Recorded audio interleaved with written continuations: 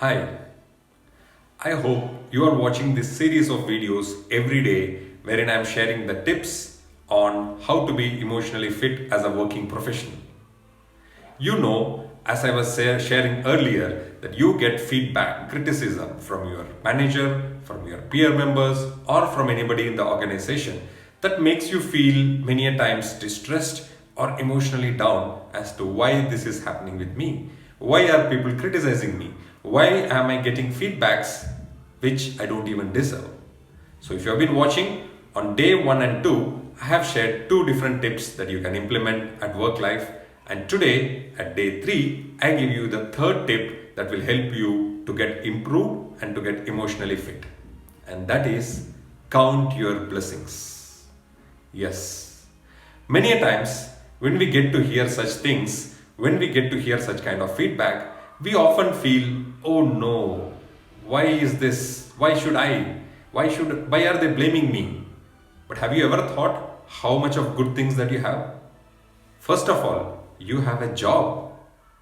You have a working profession that earns you money at the end of the month, which you are utilizing to take care of your family, your near ones, dear ones, plus you're enjoying your own life.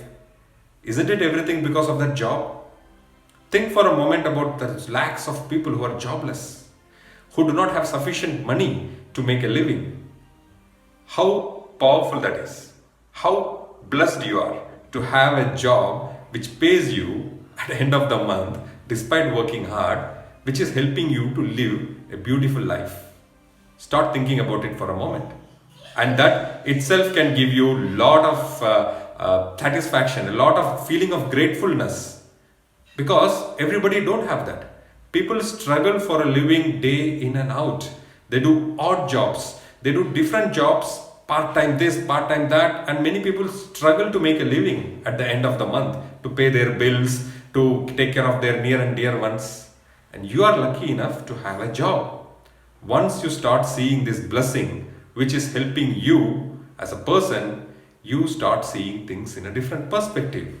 Yes, like I shared in day 1 and 2, you will get criticism, you will get feedback, you cannot stop that. But you can know ways of handling it. Like I said on the first day, keep the incident as an isolated incident and not reflection of your abilities or your character. You are much more talented. You can do many things. Just that one person has said something does not mean that that's an end of life or there is nothing more that you can improve on. So take it in that way. And like I said on the second day, please accept in the corporate world, this is bound to happen. As long as you're working under somebody, you are a subordinate and you have a manager or somebody on top of you. Even the CEO of a company gets feedback from the board of directors as to what all he needs to improve, what all he needs to take. So you are no less. So please accept the fact. And as a third tip, today I'm saying be grateful.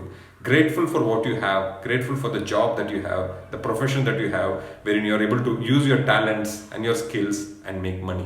So be grateful for that and you will be better in handling your emotions.